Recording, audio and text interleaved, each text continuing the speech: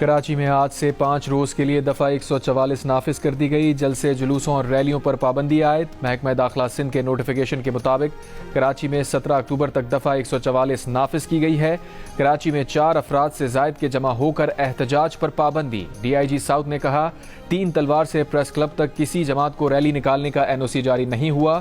Red zone اور 3 تلوار کے علاقے میں ریلی نکالنے والوں کے خلاف قانونی کارروائی ہوگی۔ تحریک انصاف کو اسلام آباد پر چڑھائی کی اجازت قطعی نہیں ملے گی، ریاست پوری قوت سے روکے گی۔ وفاقی وزیر خواجہ آصف نے خبردار کر دیا، کہا شنگھائی تعاون تنظیم کے اجلاس کے موقع پر تحریک انصاف کی اسلام آباد پر چڑھائی ملک کی سالمیت پر حملہ ہے۔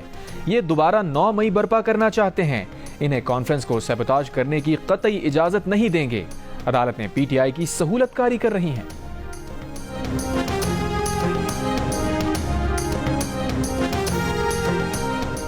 ترجمان PTI شیخ وقاص اکرم نے کہا ہے PTI کے 98% ارکان کی رائے 15 اکتوبر کو احتجاج کے حق میں ہے۔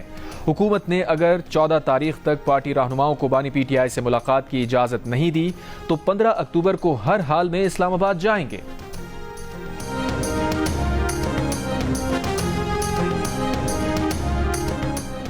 مولانا فضل الرحمان کی JUI کا آئینی عدالت پر حکومت کا ساتھ دینے سے انکار۔ آئینی عدالت کی جگہ بینچ بنانے کی شرط لگا دی۔ مجوزہ آئینی ترمیم پر اپنا مسودہ خصوصی کمیٹی میں پیش کر دیا۔ سینیٹر کامران مرتضیٰ نے کہا پیپلز پارٹی اور JUI کے ڈرافٹ میں صرف آئینی عدالت اور بینچ کا فرق ہے، باقی ڈرافٹ پر کوئی اعتراض نہیں۔ دونوں جماعتوں میں مشاورت کا عمل جاری رکھنے پر اتفاق۔ تحریک انصاف نے آئینی عدالت کو مسترد کر دیا۔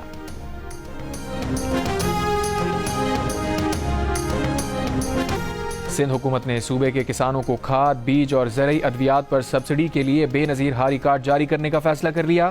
وزیر زراعت سندھ سردار محمد بخش مہر کے مطابق بلاول بھٹو زرداری پیر کو وزیر اعلیٰ ہاؤس میں بے نظیر ہاری کارڈ تقسیم کر کے اسکیم کا افتتاح کریں گے۔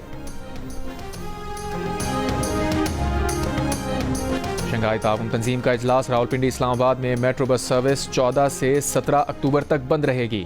میٹرو بس سروس بند رکھنے کا فیصلہ ضلعی انتظامیہ کی ہدایت پر کیا گیا۔